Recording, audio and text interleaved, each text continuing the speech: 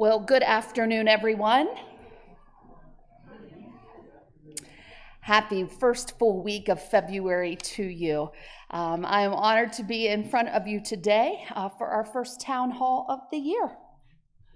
It's actually my second one. I had one this morning. But here it's our first one here. So as we always do, we're going to invite Chaplain Lori to come up and kick us off with a devotion and prayer. Lori?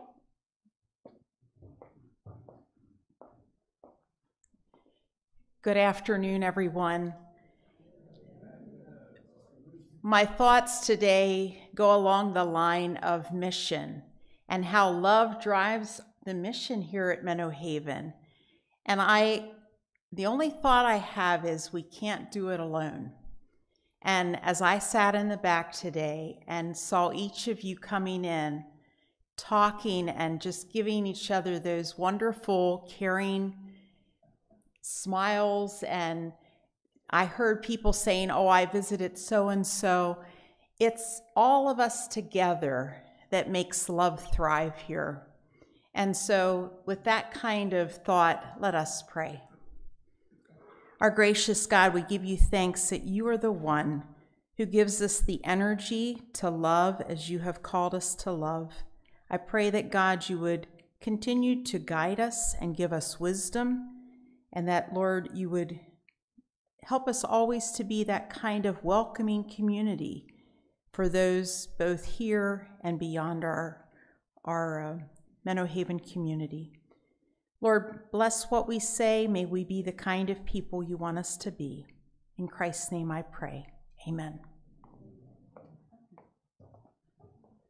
Thank you, Chaplain Lori. And now we'll invite Billy Torrey up as our Director of Campus Services to give us an update and some information about the Menno Haven Auxiliary.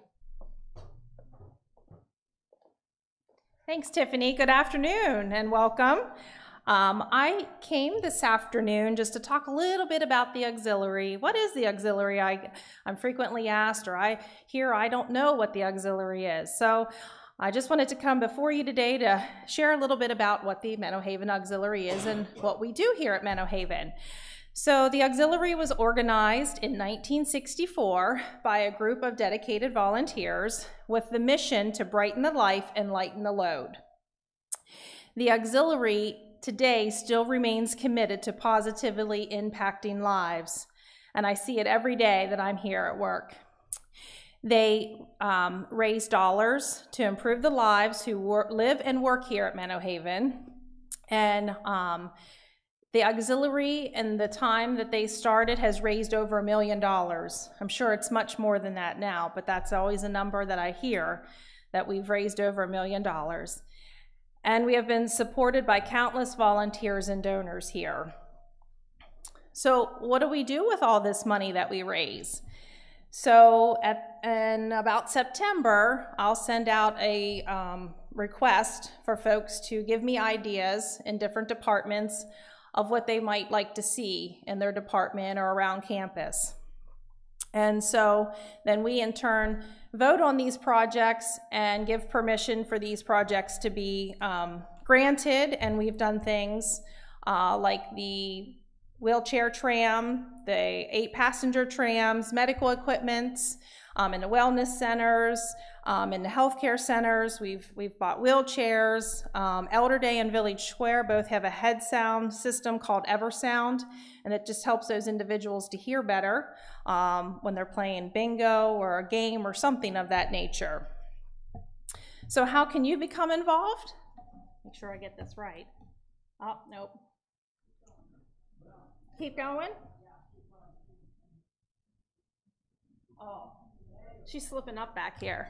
You didn't change it. No, I'm just kidding. Sorry. And I thought I was going the wrong way. Oh, thanks, Steve. See, this is my first time presenting. Steve's back there pointing. There's a big screen back here that I could look at. So usually Suzette was up here doing this, and she's no longer with us, so you're stuck with me now. So how can you get involved? So the auxiliary, you can join the auxiliary by being a member. So if you join the auxiliary, There is a fee of an annual, active annual is $20, or you can join for a lifetime for $100. I already see many faces in here that are already members, so thank you. But if you're not a member, I have applications with me today. See me at the end of the meeting, and I'll be happy to give you an application if you would like to join. And you can get involved as much as you want. You can simply join, and that's all you need to do, and we're happy for that. But you can help with events when you participate in fundraisers that we have, such as the Winger's Ham Loaf, or shopping in one of our stores, or the chicken barbecue that we have in the summertime. You could maybe help us set up for an event, or help us clean up at the end of the event. Those types of things. And so Jody Plaster, she's the top picture on the slide here. She is our membership chair, or you can see myself if you have any questions or want to join. You can give the application to myself or Jody. Jody's office is located at Village Square, and she'd happily take your application there. And just quickly, I want to go over a few fundraisers that help us throughout the year raise all the money to spend for the projects. Our first fundraiser will be coming out very soon, will be the ham loaf for the spring. Easter is early this year, and we try and make that in conjunction with Easter. So very soon you should be seeing some flyers come out in your mailbox for the ham loaf sale. You can buy a large ham loaf for $13 or a small one for $10. You can also take the option to donate ham loaves, and we do that to 2 local charities. We do the Spring to Cross, which is a residential living facility for adults with intellectual disabilities, and the fall fundraiser we usually donate to the Salvation Army. And they are always so appreciative of our donation of these ham loaves. So again, that's in the spring and in the fall. The spring, you have till March 10th to order, and pickup will be on March 21st here at the back entrance of the Life Center from 1 to 3. Again, information will be coming out again about that. We'll probably have our chicken barbecue sometime this summer out at Lowe's. We have make sure I say this correctly, the Sip, Shop, and Savers were very successful last year here at the boutique, and we're looking to do 2 of those again in the spring and fall. Our large event, our Music Fest, we're going to push that to the fall this year in conjunction with Menno Haven's 60th anniversary. That will be one of our fundraisers. The gift card sales, they're always in the shops, or when we have at the end of the holiday, for the holiday season, we have the gift card sale, the year-end appeal, and of course, all of the great shopping you do at all of the stores, or all auxiliary ran stores, the Treasure Chest, the boutique, the Village Store, the Point. If you're at Rehab, there's a gift wall. If you're at the Brookview Health Center, there's a small gift wall. All of those are auxiliary ran stores. And just my last little plug, we love everybody that gives donations to the Treasure Chest. And donations can be made Thursdays from 9 to 3. If you have trouble getting your donation there, please call on me, and I'll be happy for you, or I have some helpers. One of my helpers is here in the audience, so and he'll gladly come and help pick up the item too. So again, if you'd like a membership form, I have them here with me today, and you can either get with Jody Plaster or myself if you have any questions. Thank you. Thank you, Billy. Make sure. That's okay. Oh, like I'm taking your stuff. It's all right. I don't want to do that. That is okay. All right. Well, I just want to talk to you about some of the community updates and things that are on my mind and to share with you as we kick off 2024. The first thing I want to review is the board of directors. You should have received this in your mailboxes, but it's important to me that you connect faces with names and know who's who. Remember that we have a new board chair for 2024, that's Suzanne Trin, and you should be able to catch a video of her on the in-house channel. I believe we're running it at 3 p.m. through February 16th. Just an opportunity that Suzanne and I had to have a conversation, so you can get to know her as she embarks on this journey as board chair. You'll see Matt Nolt is on the screen as our vice chair, as well as Pat O'Donnell as the treasurer, Carolyn George as the secretary, and Charlene Gingrich as our assistant secretary and treasurer. Our members at large are Ron Gipe, Lynn McBride, Dr. Todd Peterson, Paula Warner, and Tony Williams. And remember, we always have a voting resident on our board, and that is Paula Warner. And Dr. Todd Peterson and Tony Williams are brand spanking new board members that just joined us here in 2024 as well. So I thought I'd take this opportunity for you to get to know me a little bit better and to answer the question of who the heck is this acting CEO in front of us? Some of you know me and know maybe just a small sliver of my career and background. So if you will indulge me, I'll give you a little more. I was actually born right here in Chambersburg at the Chambersburg Hospital, and my name was Baby Franklin County. I was a ward of the state as an adopted child, so I did not get a brand new birth certificate with the name Tiffany on it until I was adopted by my parents. And my parents were Mennonite, and they were raised in Mennonite homes. My grandfathers, both of them, were Mennonite pastors, and my connection to Menno Haven has always been. My first memories are coming to visit my great-grandmother in the original Brookview Healthcare Center. She was on Central, or then called Candlestick as well. And my other great-grandmother lived at the Village Square. She was in an apartment in residential living, and then became personal care and was in our beloved water hall. We got to come up with a better name for that. But those were some of my first memories of coming here to Menno Haven. And then my grandparents moved here in 2001, right before I started working here. And I have been here for 18 years. 18 years.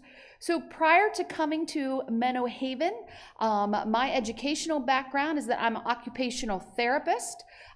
Really, my heart and desire was mental health. I have an adopted brother that is commonly known now as he was diagnosed as being on the spectrum, but many, many years ago, that word was not a common word. And so he had suffered and struggled with being diagnosed, and we were in and out of hospitals and different specialists. And so I really had a connection to mental health and thought that was the field I wanted to go into. But those that know me personally know that I'm a doer. I'm a little bit like our friend back here, Chuck. I got a short attention span and I need to keep moving. And so when I was faced with being accepted at Penn State for a psychology degree and the reality that I was going to be faced with 8 years of school, it wasn't going to work for me. And so I cried and cried to my guidance counselor at the time, who was wonderful. And she said, you know, how about we stay on that path? We can get you to remain at Penn State, but take an occupational therapy path. You'll have way less school. You can do a lot more hands-on, and we think you'll enjoy it.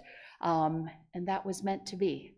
I loved it. And so I graduated from there, and with the job opportunities that were open, I took a therapist, contracted therapist position in retirement communities in the Maryland area, where I fell in love with those of mature age. And so that just felt natural to me, but I was commuting about an hour and a half one way. And I had become a new mom, and that seemed like a waste of time, being stuck in the car an hour and a half one way. So it took a job a little closer to home. and dipped my toe into the personal care world. That led to me connecting with an agency, a nursing agency at that time. I know that's a bad word to Ryan because we don't like to pay for an agency, but that's really where I got my managerial chops. I learned how to schedule, I learned how to manage staff, and I learned how to grow a business. I was responsible for the Carlisle office, and when I took over that office, we were generating about $11,000 a week in revenue. When I left there between 4 and 5 years later, we were generating about 120 grand a week in revenue. And I was able to bring on new revenue streams. I brought on pediatric home health for babies coming out of Hershey Medical Center. And it really gave me, again, a lot of those, I don't know how to explain it other than managerial chops. But I wasn't happy there because I was stuck in a small office with just 2 other people. And I liked those 2 other people. I considered them family, but that was not enough for me.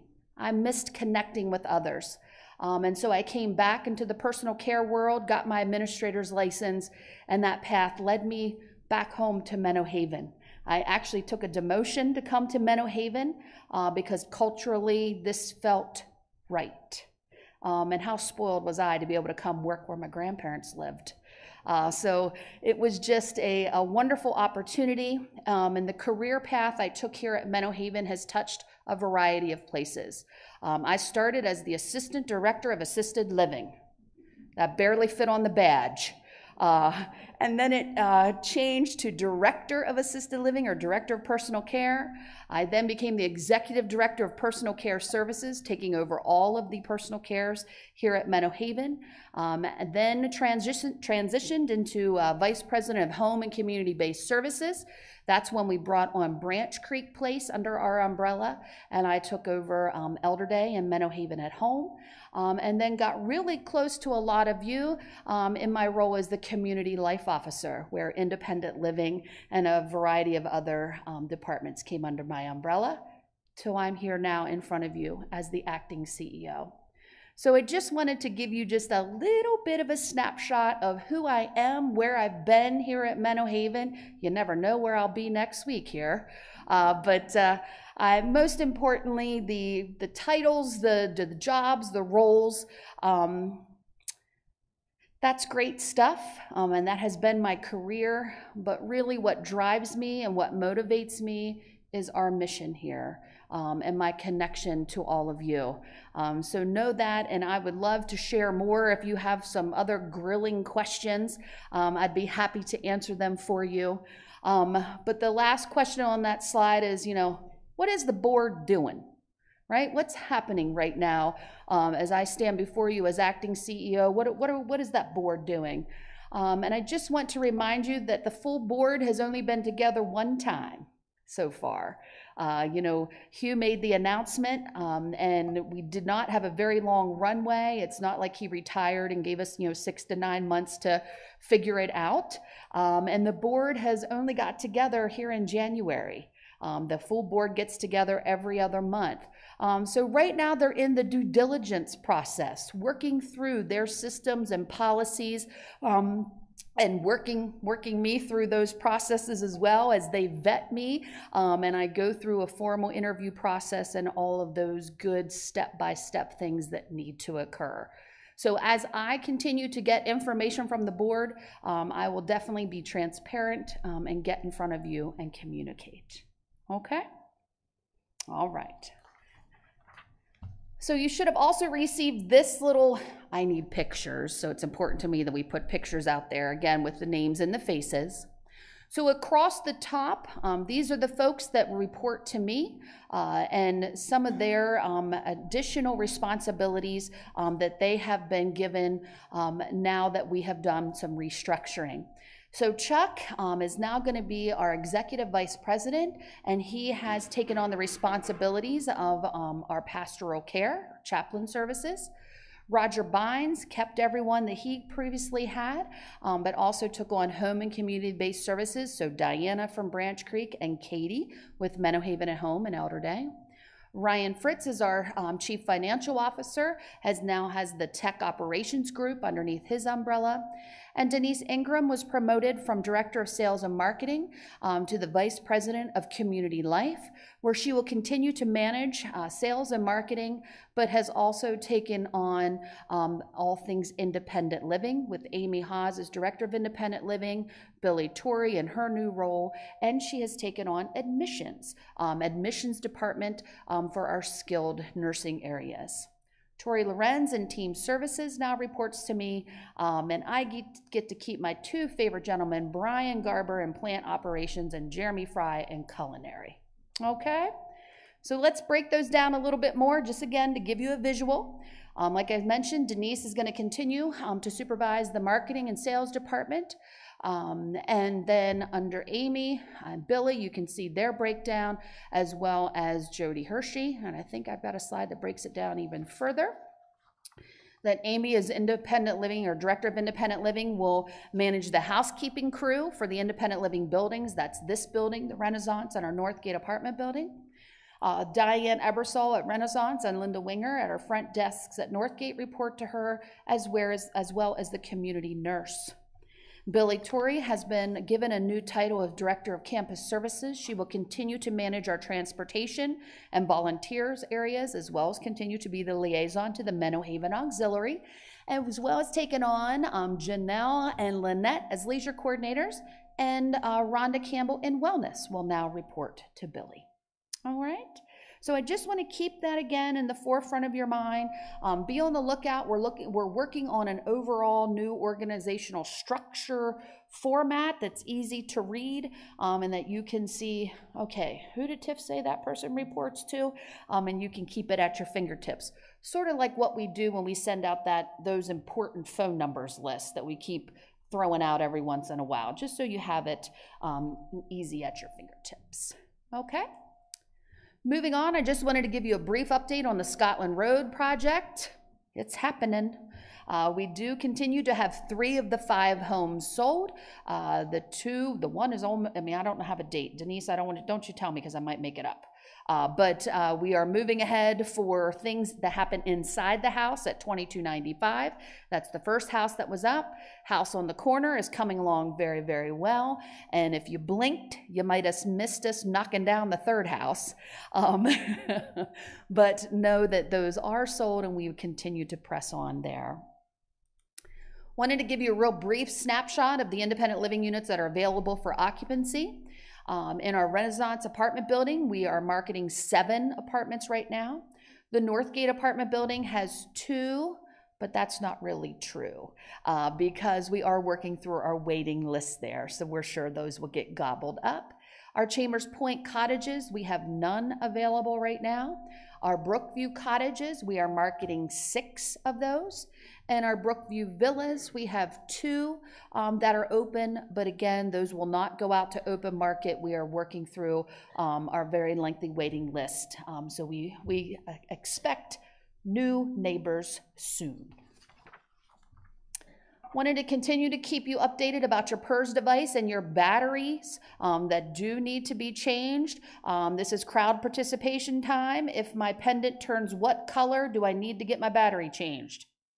Yellow. If it's turned red, you waited too long. You missed the yellow. So yellow is caution, get it done. Red, you're in trouble. So at this point in time, because of the software system and the communication that comes out of our tech operations department, someone from their tech group will be reaching out to you whenever your pendant hits that it has a potential to have a low battery. You can have the choice then to have someone from tech come out, or if you notice that it's turned yellow before tech calls, you can just happily swing on in and see Linda Winger at the Northgate front desk or Diane Ebersol at the Renaissance front desk, and they will change the batteries for you. Okay? I wanted to give you an update on our culinary RFP. Remember that request for proposal, or that we took it out for bid for our contract management services. It is very happy for me to report that Cura has maintained the contract after we put them through a pretty hefty interview process as well. So again, just to be transparent, I know a lot of folks came to me from independent living and were like, what are you doing? Don't mess with the good thing. We're happy. And that's true. But it was important to me that we had consistency through all of our service lines here at Menno Haven. And so even though we have some exceptional things coming out of independent living, I want to hear those same kudos and have people have that same joy in our health settings, including our personal cares and our nursing settings as well. So know that that was a big priority. Another priority for me was to make sure that our current culinary leadership has support. So Cura has answered that call and heard our request for that. So you will see some changes and reorganization within the culinary leadership, one of them being that Jeremy Fry's title has changed to resident district manager, and then Cura is going to be working to recruit an impact director and a training manager. I know it's such a tease, isn't it? What the heck does an impact director do? We're gonna find out. So stay tuned for that, and as those persons come on board, I will make sure that they get introduced, and I will keep you abreast of what is happening there within that department. All right, politics. What's the rule? There's two things you don't talk about: politics and people's kids. Well, we're going to talk about politics. I won't talk about your kids. But I just want to remind everyone, knowing that this is a large election year, number one, here within Menno Haven, we are considered a private community, right? So no solicitation.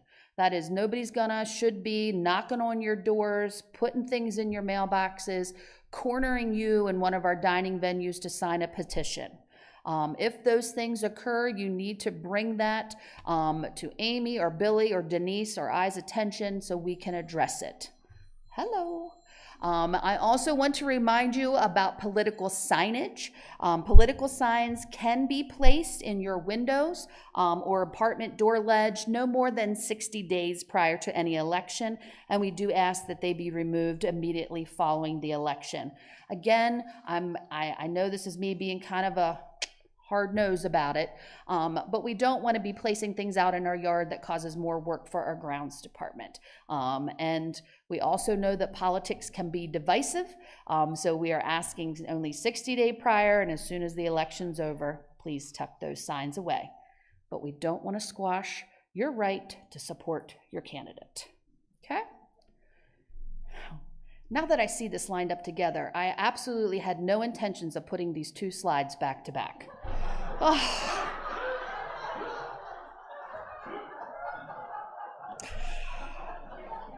Oh, goodness. I'm sure my face is red. So, I have been receiving lots of conversations about dog waste. And I understand that being called a responsible dog owner can be subjective. I told the story this morning that I was out at Windy Knoll, and I was at the front grocery aisle checking out some things, and Tony was in the back grabbing some fried chicken. And I was waiting in line, and I watched someone have a little chihuahua. The dog was cute. It wasn't the dog's fault. And had the dog up near the front door, and the dog lifted its leg and did its deed on the post right outside the front door, which then ran down across the concrete walkway. And I get this neck twitch, and I could hear Tony, even though he was at the other end, I could hear him in my ear saying, "Mind your business. It's not your dog. You don't need to say anything. Just check out and get in the car." And it's very hard for me. But I thought, gosh, sir, now everybody is going to walk across that concrete to get into the store and trek that in or trek it back out to their car. So I just want to, again, just really put it out there to everyone that here at Menno Haven, responsible doggy owners, this is not subjective. We do clean up our due. Okay? So please clean up after your pets. I really appreciate it. I know we have some dog waste patrols out there. Thank you for everyone that does that. And I really appreciate that you are, I know, dog lovers at the core.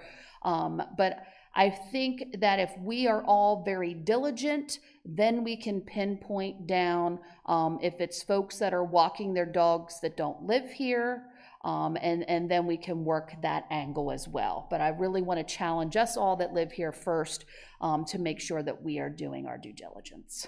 Okay? I kept my mouth shut at Windy Knolls. Only because I saw Tony go out the other door and was meeting me in the car, so I knew he would question if he saw me talking. So, but I did think to myself, do I have a water bottle in the car? I could just go, no, and I thought, just go home, Tiffany. I don't need to make friends everywhere I go.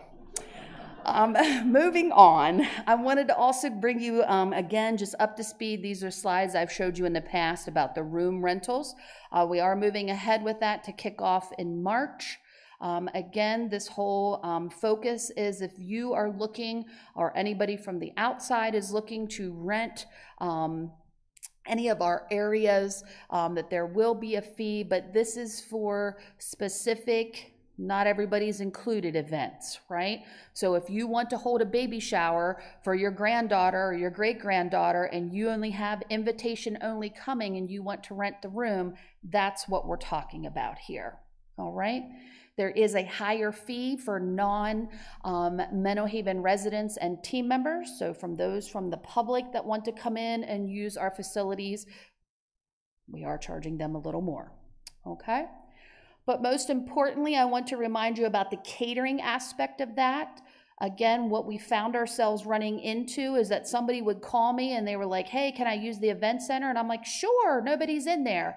And then I would put their name on it, and then a few days later they would call culinary and say, okay, we wanted some catering done, and culinary says,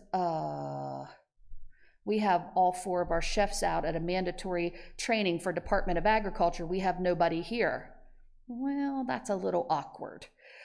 So Linda, for here at the Brookview community, will be responsible for any of the areas here at Brookview. Diane at the Renaissance will be responsible for any area you may want to rent at the Chambers Point community. But if any place you want to rent has anything to do with culinary, we need you to really call this catering and reach out to this catering group first. All right? They can book the room. They can say if they have people available. You can pick your menu. But any food from our areas need to go through this spot first. So be on the lookout. We will create a menu that will have these all listed. Somebody had a great idea this morning to add the guest rooms on here as well. So you can see those and see those rates and have it again at your fingertips because I know this is lengthy and you know how we do things around here. We have a policy and it's like 8 pages long. So we will streamline that for you and get that out to you. And again, winter's not over, so I'm just reminding everyone, even though, right, it's supposed to get warm. I'm hearing getting warmer every day this week. However, I think March it's going to come and whack us.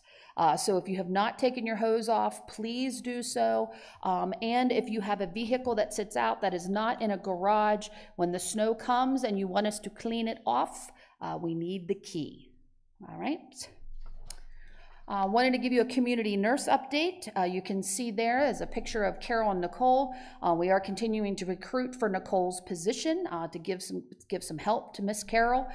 We don't have anyone hired yet, but as soon as we do, we will get you introduced to him or her. But I just wanted to let you know that we are working on it. We also brought to you some time ago that we are going to be doing some changes for our tech bar and to have tech services come into your home. I am not ready to roll that out yet. That is still a work in progress. I don't think, well, quite to be just quite very clear and transparent, I don't think we're all agreeing on what we're going to do there yet. So stay tuned for that. It's important to me that what we send out will be fair and easy to use, so I'm just not quite ready to roll that out yet. Last thing that I want to roll with you here and roll through with you here is our Operation Bloom. Remind you of what that stands for and what we are doing. So our first, remember the Bloom, B-L-O-O-M, stands for something. The B is build culture, that statement of we will build an outstanding culture that grows, supports, and retains a dynamic team to consistently deliver a world-class experience. So I went back in time and I found this slide from February 2023. And I believe Hugh kind of discussed here, this was what we were going to do for 2023. Hosting a CNA classes here at Menno Haven. We have graduated 8. And so far we have 12 signed up to kick off here in February for the next class. So that is happening. We have focused on employee benefit enhancement. We surveyed the team. What would you think would be a good, benefit to have? We did an equity audit. We initiated started the Working Advantage perks. So this is a little text message that I get on my phone that says, hey, because you work at Menno Haven, you deserve and can get these perks this month.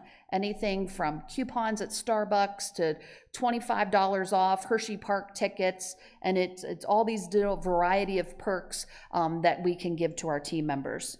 And then we've been doing these wellness collaborations. I think we have yoga, resident team member yoga coming up next week. We had cornhole tournaments. We did some terrible thing with water balloons one time in the summer. I got obliterated. But that was just really important for us to connect and have a good time. And I'm looking forward to those to continue here into 2024. We said we are going to work on increasing our diversity.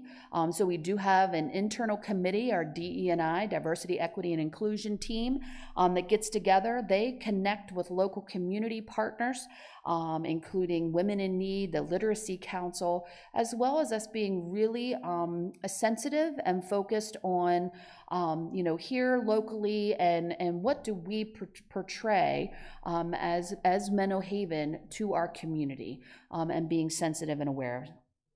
And then the last piece was launching a leadership development program.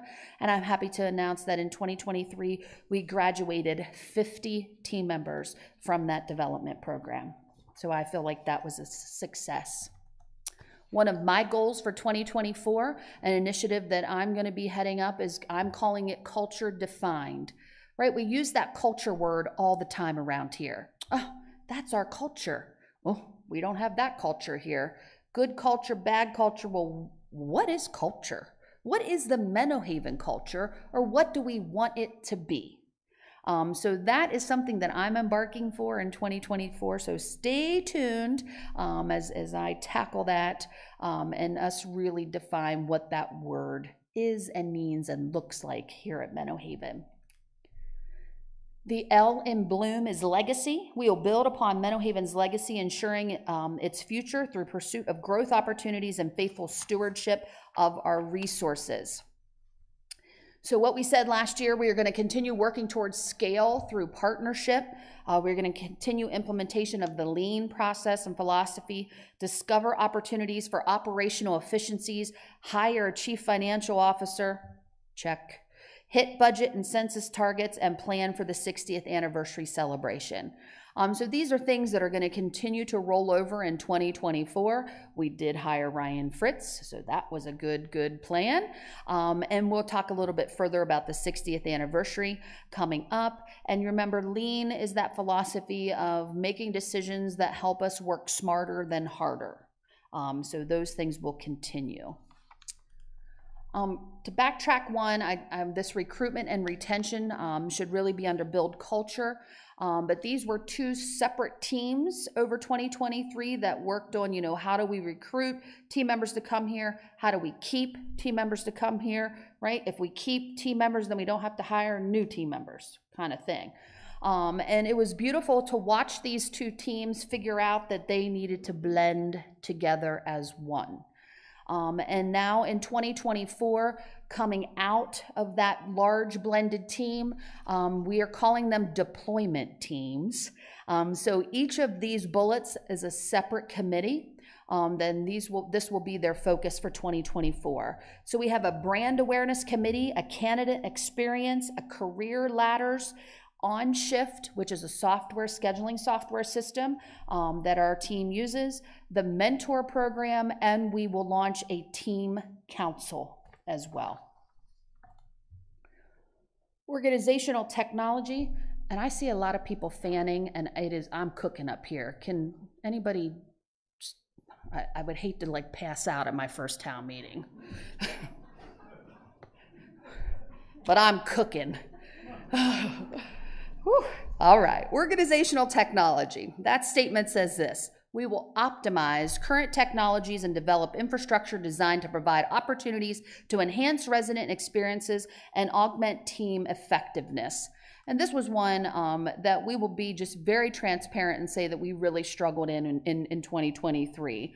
At the kickoff of 2023, we said we were going to develop a future roadmap for technology, work on this dash point analytics, continue to optimize On Shift, Supply Hawk, medication scanning, and complete a major Wi-Fi upgrade at the Village Square. And some of those things did occur, but some of those things are going to roll over for 2024. And really that key word, or the word of the year here when we talk about technology, is optimize. I kind of get on my soapbox, and I can get wooed by new and sparkly things, right? I'm a sucker for those infomercials at 3 o'clock in the morning when I can't sleep, right? But technology is something that is constantly changing. It's constantly something new, the latest and greatest. And we really need to put the brakes on and make sure, are the things that we have now, are we utilizing them to their highest potential? Are we maximizing them? Does everybody even know what they are? And if they're not a right fit, let's put them to bed and figure it out. But not just continue to add and add and add technologies. We really have to get better at figuring out how to maximize those. Opportunities for inclusion. We will develop and nurture a culture of community connection, outreach, and inclusion by increasing access to support services that enhance quality of life. Last year, we said we're going to continue to focus on person-centered wellness, person-centered care, and focus on our domestic residents. The outreach and inclusion team worked hard last year to really define what those things were. And these are deployment teams that will kick off here in 2024. That first team, instead of using the word domestics, we are calling this team residents at risk. Really trying to figure out who those residents are that are at risk for isolation. Do they know what support services that are available here at Menno Haven? Do they have neighbors that care about them? Do they, have needs that it's important for us to make sure that those that have bought into this continuum are thriving and not just surviving? Right? So that team made up of our community nurses, our chaplains, an interdisciplinary group will really make sure that we have systems and processes in place that those folks can get the services that they may need.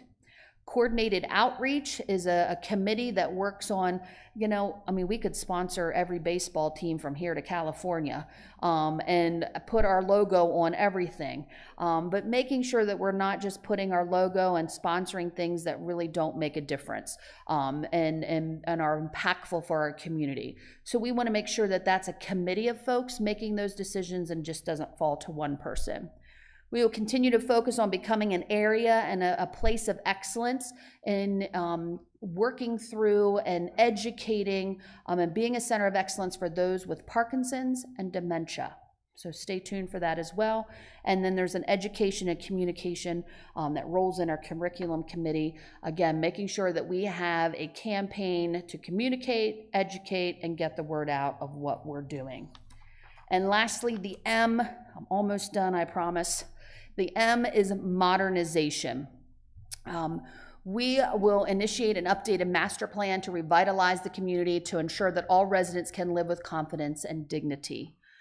So you are aware that we are coordinating right now with our strategic planning partner, OnePoint. So we are looking forward to being able to wrap up their engagement, produce a full strategic plan, think about what we are able and capable of providing as feasibly anyway, as far as a master plan. Last year we talked about the Chambers Point community, our personal care apartments, be that at the Village Square or the Manor, and expansion of independent living. So as that comes to fruition, I will definitely keep you in the loop. Okay? All right, up next, Tori Lorenz with the Team Services Update.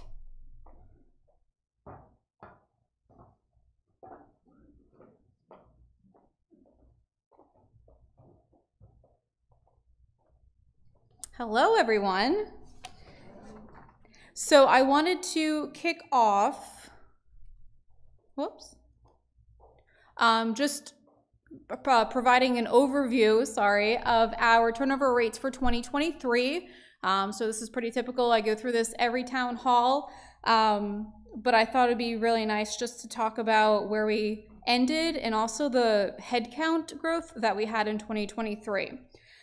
So for first year turnover for the team members who did not make it for their 12 months of employment, that was 41%, which if you look back the years prior, that was essentially cut in half by about, well, cut in half. We were running about 70 to 80%. So we saw a significant decrease with that. And then overall turnover for 2023 was 28%. Our headcount increased by 18% over the course of 2023 as well, and I think that just speaks to the progress and just the initiatives that we put in place for last year between administrators, hiring managers, and my team as well. If we dive deeper into it and look at our critical positions, our key positions, CNAs, LPNs, and RNs, I have listed what our end of year turnover was compared to the national average. So CNAs, we ran pretty much along with the national average. We ended with 50%, national is about 51%. LPNs, we ended with 34%, national was 38%. And RNs, I'll take this as a win. Ours was a 27% turnover rate, and the national average was 39%. So not only key positions, but these are extremely hard to recruit for and to retain. We compete against competitors and we compete against the staffing agencies on a daily basis. So these numbers show a decrease compared again to last year or the year prior. So touching on built culture, retention, and recruitment, couple other things I wanted to highlight. So we have the Cumberland Valley Leadership Connection, which was it's already established, but they had lost their venue. So Menno Haven had partnered with them starting in 2024. So in January and now in February and going forward, we will be the venue and the host for a monthly leadership connection meeting for all local leaders. So Franklin County leaders and then also team members within Menno Haven. And this is about an hour long, once a month, Tuesday mornings. And they'll be going through just leadership topics and skills to better equip those in the community, but it's also a great networking event as well. So February, I think it's next week. January went really well, so we'll see what's up next. School partnerships. I just wanted to highlight that we do have a close partnership with Franklin Career County Technical Center, local high schools, Shalom, colleges, and we are able to participate in their career fairs, their career days, mock interviews, and internships, which is a great pipeline for us for recruitment purposes. Tiffany talked about leadership development. So this is a continuation from 2023. We'll identify team members who will participate in 2024 and hopefully graduate 50, if not more, going forward for this year too. But that's to better equip our leaders within the organization. They might not be a direct supervisor, but they're identified as a leader and just providing those skills to them. The CNA program. So this has been a really good pipeline. We filled over 10 CNA roles so far. We have 12, like Tiff said, enrolled or planning to be enrolled to attend, and that will continue to fill our CNA positions that we don't have much of. So that's a good thing.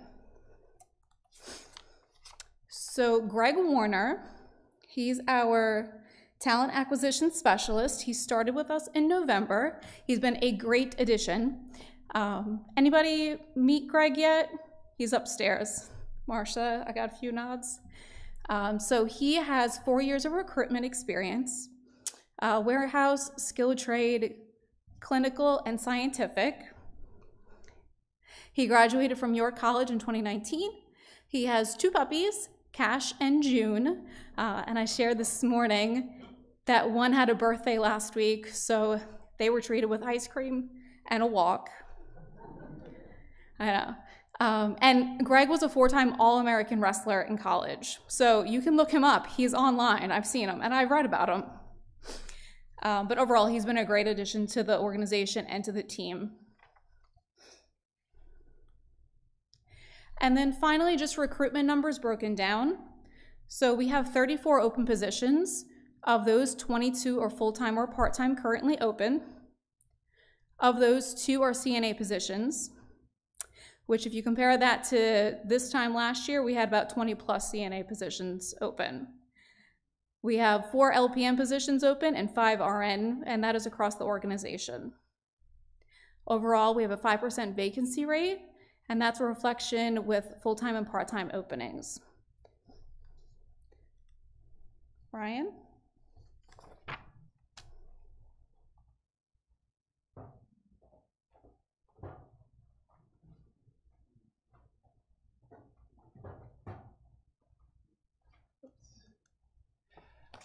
Good afternoon, everyone. It's great to see everybody here today. As we get started, I do want to just make an announcement of how the numbers that we're presenting here today. They are our December 31st, 2023 year-end numbers. They're unaudited. Currently, our outside auditing team, Baker Tilly, is in the process of auditing everything, and we anticipate that that's going to be completed here by late February, early March as we go. Sorry, I can't read what I have on the screen, so luckily I think I have it in my head here with that. But we have 2 bond covenants that we were required to meet due to our bonds that we had taken out in 2018, 2019. And I'm happy to say we are above the minimum. Actually, when we look at the debt service coverage ratio, our minimum required is 1.2 to be in compliance. We ended the year at 1.37. For that. Then our days cash on hand, the minimum requirement is 150. We ended the year at 327 days. So that's good news, keeps the bondholders happy with that. Next year, when we did the 2024 budget, we budgeted at 1.4 the debt service coverage ratio and cash to be about the same.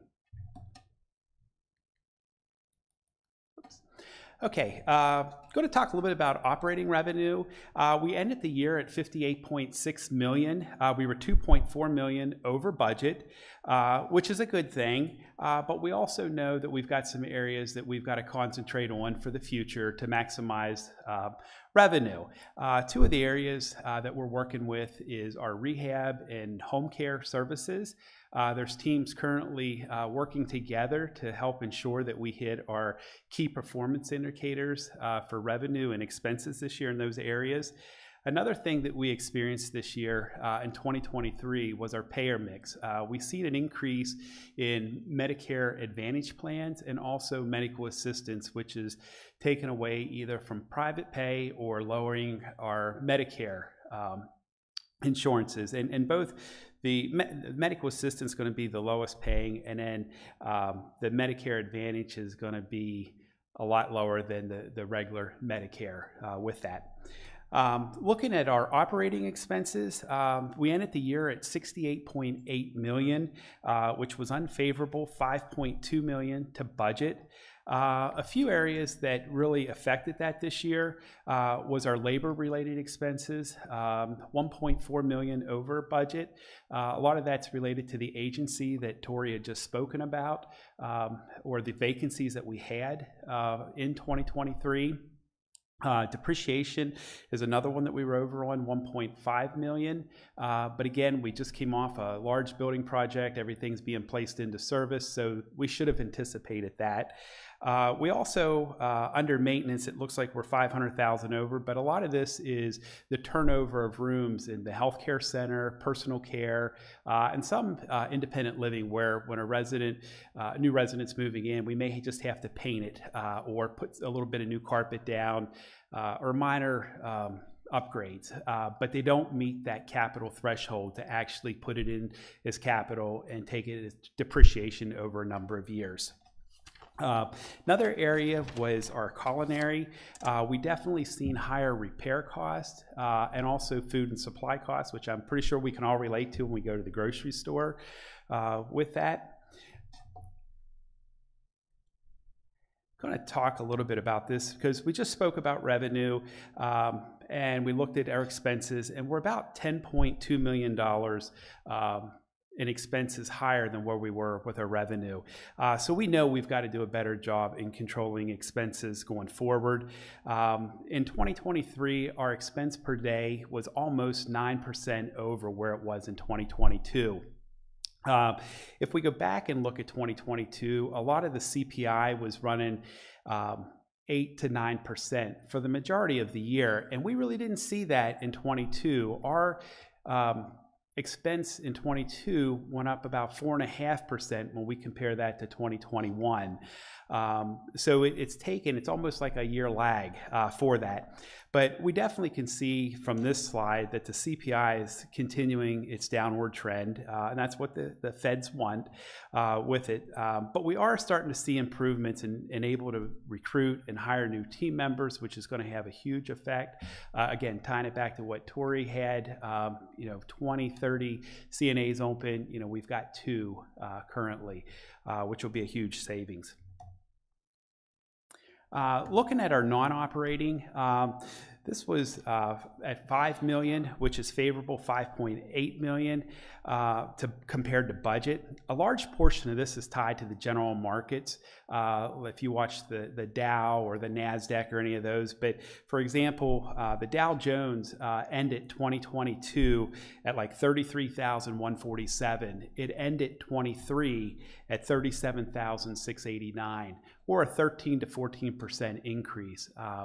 So between our unrealized losses on our investments and realized gains, it definitely helped us this year with that. Looking at our decrease in net assets, it was $5.2 million, which was favorable to the budget by $2.8 million. We actually did better than anticipated when we completed the 2023 budget. So that is good news. We ended the year strong, but in summary, we know that we still got to work going forwards to remain strong financially. We've got to control those expenses and make sure that we're getting paid when we're billing the insurance companies out there. But I will say our performance is right on track when you go back and you look at the projections that were done in 2019 when we took that additional debt on. We're right there where we should be. And once you come out of a large building project, the first couple years are usually tight, and we're definitely up for the challenge. And I feel confident in the team here that we're going to remain strong and have a good financial year in 2024. Thanks. I'm going to turn it over to Chuck. Oops, there you go.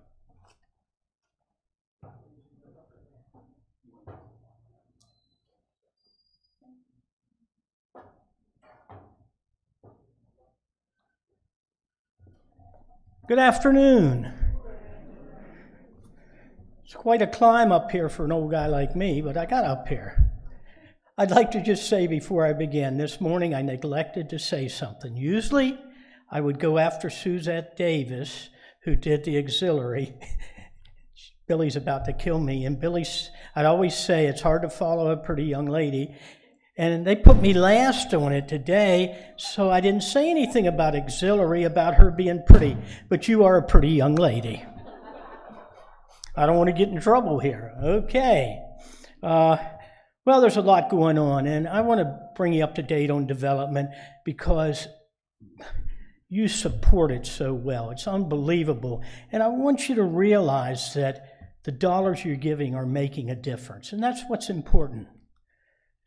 I just want to, last year we raised over $1.5 million. That was about $300,000 more than last year, and it goes for various things. A large chunk was for, I just got new glasses, I ought to be able to see that, but $770,000 for benevolence. And of course, benevolence costs us about $1.5 million a year, but this is about as close as we've ever been. We make up that shortfall by the Benevolence Endowment Fund and operations, but hopefully we can hit $1 million this year because it's the kind of thing that grows and grows. The restricted funds are for such things as we're doing over the first floor of the manor. Going to cost about $250,000 for all these projects and different amenities we're building. And then the unrestricted are at the disposal of management and the board. And we thank you for this. And, you know, everybody forgets I was in banking and, man, have a great year. January 1st, they forgot about the previous year. You were back on the hot plate. So I think we're going to have a great year, though. Just wanted to show you some of the things that we did last year. Allie and I were sitting down, and we had to really think about that. We did so many things last year, thanks to you. There's just a few that we're still working on. At the end of the health center at Chambers Point, we fenced all that in. There's an awning. We're ordering new furniture, and we're just waiting on the card thing to, whatever it is, so people can't get out. But the people can get out who need to get out, but that is on order. And the transfer van, finally, it's all done. We got it wrapped, everything's ready, but we had to come up with procedures, and we had to train staff because you have to have 2 people when you transport someone. But I'm happy to say that I think we're there, and we're making our first transport, I think Roger said, from Chambers Point Friday. So should give you some comfort that that's there. Hopefully you won't need it, but you never know. Oh, it's the stretcher van. To get in there, you got to lay down. So that about says it all. And so I'm sure there'll be as many things this year, but a lot of them don't come out projects until during the year. You come up, someone will come and say something to me, and I'll say, okay, let's see what we can do about it. Sounds like a good idea. Most of you, hopefully, we haven't said a lot, but we've kind of whet the appetite of all of you. We are sponsoring, it's a dream we've had for a long time, a Habitat home called the Hope House for one of our team members. We've given all our team members the chance to make an application, and I think we had 3 to 5, because they have to be approved by Habitat, and they're pretty tough. Also has to be approved by HUD, because they'll get a mortgage from HUD that is in line with what they can pay. And I think so far we have 2 approved. This will go to 1 team member. Whoever doesn't get it and is approved, they'll be on the list for the others that are being built. And I think they're building 3 or 4 this year in the county. Usually they only build 1. This is going to be out at, if you're going to Green Village, you're going north and kind of cuts off like this, and you just go left and take the first left. There's a big development back there, believe it or not. And they Habitat bought a lot back there on a cul-de-sac. So it's going to be real nice. They hope to start excavating in March and probably get into full swing in April, late April. We have to raise $250,000. Already people have given, but about half of that, I'm hoping about $125,000 will come from in-kind donations. We've given them a list, Habitat, of our vendors who do excavating here, that do electric, that do plumbing, that do the heat pumps, all these things, because we pay a lot of money out on that, and we're asking them to donate this. So there'll be a value placed with that, and we're hoping that about $125,000 in value comes from that. And then all of you, in addition to, hopefully if you want to donate, will be asked as team members to give your time, to go out there. And I think Tiff said they got tools for you, because Tiff and a number of our employees for Martin Luther King Day were down in Greencastle, at a Habitat house. And Tiff and our group, believe it or not, and even little Denise, wherever she is, she was they were putting up drywall. And if you've ever done that, it's one tough job. But we're excited about that. We'll keep you updated. We're still trying to put something together. A couple came to me after this morning's town meeting in Chambers Point and said, we'd like to help. We've done this before, and we were the couple signed to the people that were getting the house, and we'd drive them to Lowe's or to Sharon Williams and other places. We'd help them pick out things. There's a place for everybody. I think it's going to be a great experience. Branch Creek Place. I don't know if you've heard of it, but we took this over about, I don't know, 5 years ago, 6 years ago, whatever. And Messiah had it, and they decided they want to do it. It's in Shippensburg. It's the Community Senior Center. And the borough and the county give you a little bit of money, but the rest of you got to raise. And I really didn't know what they do. Senior management goes down over the holidays, Thanksgiving and Christmas, and we serve them lunch. We're the waiters. And so Diana, who is the executive director, she came up and met with Allie and I and Roger, and tell me about it. Well, I tell you, I was blown away. They do all the Meals on Wheels are there, donated time. They do over 400 of those. They probably feed about 75 on average every day for lunch. Now, these people wouldn't have anywhere else to go. I've talked to many of them. They don't have the resources that you would have to get into Mennehaven. And they are so grateful. And to support this, they help support it. They have bingo night on Wednesday night. Anytime you want to go, you can win some money, but they make money. And then they're in the process of making a lot of chocolate Easter eggs. And you'll see them for sale around here. They make about $8,000 on them. That's a lot of Easter eggs. And but they do so much more. Now, they run a deficit in Mennehaven. Probably $25,000 to $30,000 has been funding that. But I'm going to talk to people in Shippensburg that I know are generous, and definitely the companies over there. You ought to support something like this. And some of you have made contributions to it. We, in our mission, we have a responsibility to give back. And this is just one way to do it. It's a good way. And we had a gentleman there that passed away a couple months ago, and I had talked to him before he passed, and he said he's so grateful. He didn't have his family. He didn't have anywhere to go. This was his life. And he left all his estate, $125,000, his house, and to Branch Creek, which we set up in a trust. That says it right there. Menno Cares. Okay. We have Menno Cares and we have the Employee Appreciation Fund. Two different things. First, Menno Cares is run by Mennehaven. And it is tax deductible if you give to that, which I'll get to the Employee Appreciation Fund in reference to taxes. And we provide turkeys and hams at Thanksgiving to the employees. We provide toys and at Christmas for family, our team members that can't afford them for their kids. We give all of them, anybody that wants backpacks when school starts. And then if they come in and say, I can't pay my electric bill. I don't have any money to buy food. My spouse left me with 3 kids. Where do they turn? They turn to us, and we have helped so many. and you ought to see smiles on their face. It's comfort just comes right over them. Anyway, we got to raise money for this. We do fund it, the corporation. Our paid time off, PTO, you can only save up to so many hours. Right now, you're going to save up to 300. I'm at 300, so I'm going to lose hours this week, but that's okay. But they take that money of what you lose, they equate it, those hours, to money, and they put it in this fund.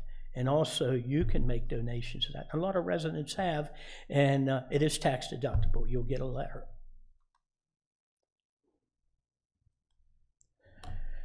Brookview Trail, the gazebo, and it starts right up beyond the greenhouse up there. That gazebo's there. I'm going to tell you right now, don't go sit in it because the roof might fall in. Yeah, it might. It has yellow tape there. Of course, you know, that means stay out. But a lot of people use that. And so maintenance said, I said, well, find out how much it costs to fix it. Well, they came back because they want to do everything in this trach lumber that's made out of plastic. It lasts forever. Wood ain't going to last long. It'd be about $6,000. I said, that seems like a lot. So we shopped around, and we can get a new one out of trach for a little less than $8,000. So I think that's what we're going to do.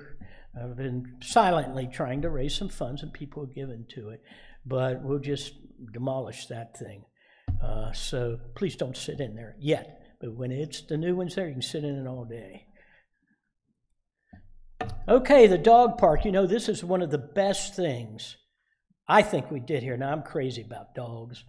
Hershey back there, he's got a smile on his face. He's laying on the floor back there. And Hershey is not a resident.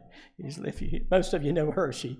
And about 4 o'clock, Dr. Baker has a group down there, and they have a big party, the people and the dogs. And so, on nice weather. So it's a great place. But we find out you need more room. Okay, I put that in there. We did a small and a big dog park. A lot of them are done that way. Well, I found out there weren't, all the dogs went on one side because I didn't have to worry about the small dogs because the big dogs are scared to death of the small dogs. They have Napoleon complexes. So anyway, so we are, and I have a resident going to fund it. We're getting 2 8-foot gates to put in the middle so we can open the whole thing up. And then you can close it if you need to. So that's going to give a lot more room down there. Particularly, some of these dogs are pretty big when they run. So we're excited about that. Most of you probably got a survey. If you didn't, Allie, you're here. She has extra survey. We've gotten back about 100. We want to hear your opinions. What do you want? How are we doing? And it can be for the whole organization. We've got some great comments back. And thank God, so far, now don't anybody be a show-off here. We didn't get any negative yet. Believe that or not, but tell us the truth. I always told when I was president of the trust company, I said, told my staff, I don't want to know what we're doing good. I want to know what we're doing not so good. It's the only way you get better. So please fill it out, but don't get carried away on the negatives. So Allie will be over here at the door. Okay, this is a big thing here. It's our 60th anniversary here. Minnehaven has a tremendous proud history.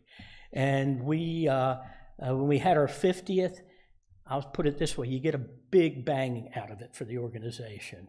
We get more people interested in moving here. We get more contributions. We get more residents volunteering because everybody gets caught up in that. And we've got a lot going on. In fact, Denise and I are co-chairing the committee with residents and team members. And I'm going to bring her up here for this because, to tell you the truth, she's done all the work. So, and she's a great organizer. So let me see here. Get this. This morning I had it like this, and I looked over, and she's clear up on her tiptoes talking. So we'll get it better. I learned a lot this morning. Don't go too far. Okay, I'm not going. All right. Hi, everyone. Nice to see you. So as Chuck said, we are partners in crime for Heritage Week, which is September 15th through the 21st. Menno Haven's actual 60th anniversary when we opened our doors was on September 17th, 1964. And so we thought, what better way to celebrate with our team members, our residents, and the community at large than to just dedicate an entire week to just celebrate our heritage and look forward to our future. So each day we have a select group of team members and some residents and some other folks who are helping us to create just a really dynamic week where we hope everyone will feel a part of it. On Sunday, we're going to do an opening ceremony, which will be our Heritage Week kickoff. We envision that being a very interactive day, which will incorporate all levels of care, independent living, and hopefully we'll have members from our board and other community leaders who will be participating with us. On Monday, the 16th, I'm working with the culinary team to create a really fun event. You know, one of the things from our heritage was, if you have been around Franklin County for a while, was this whole idea of Country Day. So it was kind of like a festival which was heaped up in food. So we felt what better way to honor our heritage than to have a culinary event. And then on Tuesday, we're going to encourage everyone, residents and team members, to wear Menno Haven colors. And then we're working with our leisure coordinators to create a trivia night, which will include some of Menno Haven's history. On Wednesday, the 18th, many people love, how many of you love the cardboard boat regatta? Yeah, we're moving that out of August and into September this year, giving you all plenty of time to create your vessel. So I'm hopeful that we're going to see a lot of boats in the water because it's guaranteed to be a really good time. So we're moving that to Wednesday the 18th. And then on Thursday, 60s theme. So we're thinking about what foods were eaten in the 60s, what clothing was worn in the 60s, all kinds of stuff like that. So more details will be unfolding on that. And then Friday the 20th, we're going to have an anything goes kind of day. Haven't decided if that needs to be indoor, outdoor, or a combination of both. So we have a team that's diligently working on ways that we can have a lot of fun together. And then on Saturday, we're kind of having our closing event. Our team picnic for our team members will be hosted in the day between 10 and 3. And then for resident facing and to support the auxiliary, there will be a dinner dance, the music fest that Billy Torrey talked about earlier today. So make sure that you join the auxiliary, number one. And then secondly, keep watching the Scroll and Haven Today and all other areas so that as we start to get some of these things ironed out, we're going to be sharing all that with you. And we hope to see lots and lots and lots of Menno Haven residents and team members coming together for a full week of fun so that we can celebrate our history and look forward to our future. So thanks so much. Excellent job. Don't fall down. Yeah, it's going to be quite a week. As you can look at, it's going to be busy. And I already told Tiff that next morning, the 22nd, I'm taking the whole next week. I'm leaving from my beach house. The dog and I are going to get in the car. My wife's going to drive, and the dog and I are going to sleep.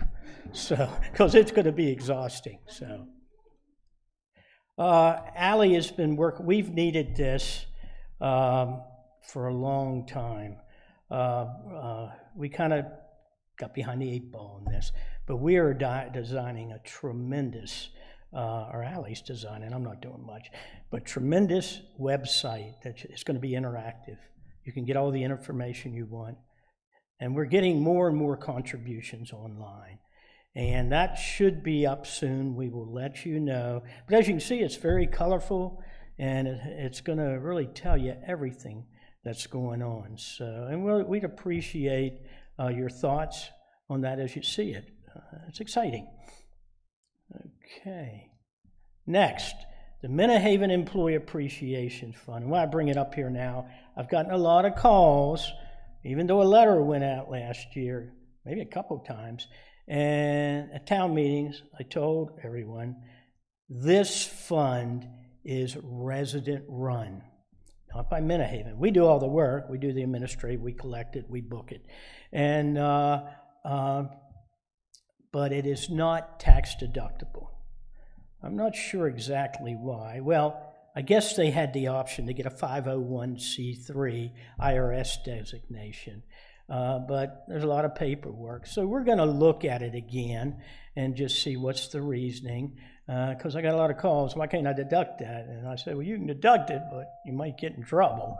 So, but we're going to look into that. But thank you. Each employee, other than the senior managers or directors, got $318. Now remember, large percentage of our team members live paycheck to paycheck. This was so appreciated. Helped them get through the holidays. So I thank you, and they thank you. I'm thanking you again.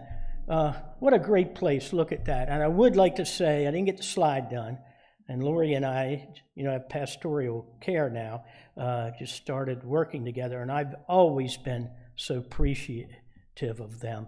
This is what makes Menno different. There's 4 of them, and they're unbelievable. But I'll be bringing you more information, Lori and I will, on that, because they have so much going on. And I know she's sending something out in the newsletter next time where you can do direct withdrawals from your checking account, something for the offering. So a lot happening here. And as you think of ideas, things you want, just come see me, okay? Thank you. And I'm going to turn it over to that young lady